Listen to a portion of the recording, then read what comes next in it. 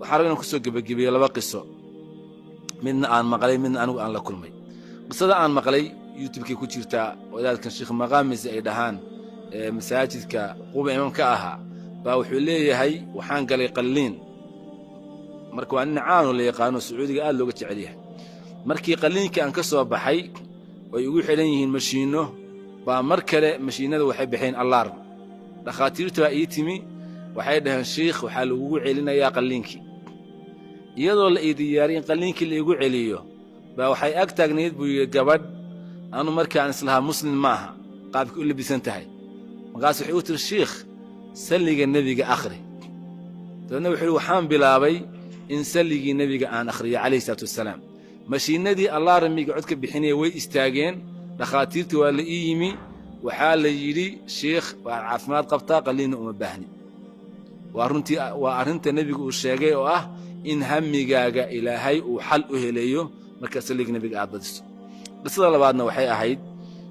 ninba maalin wuxuu ugu yiri niyaho aan tagno dhakhtarka nin xanuunsanaya joogay ninkii aan dhakhtarka ugu tagnay waxay aad ma maleynaya September sanadkii hore markaan u tagnay ninka bura waxay ka soo baxday laf dhabarta marka kaadida baa dhibaysay aan ka iibanayn dhaqaatiirtu waxay ku dhaheen niyo hadii kaadida tuuba lagu gido ku dhibaysaa laakiin isku dayna iska keento marka aad buu dhibanaa anina kala u tagnay TV-na uu fiirsanay markaas waxaan ku warnay TV inta iska dayso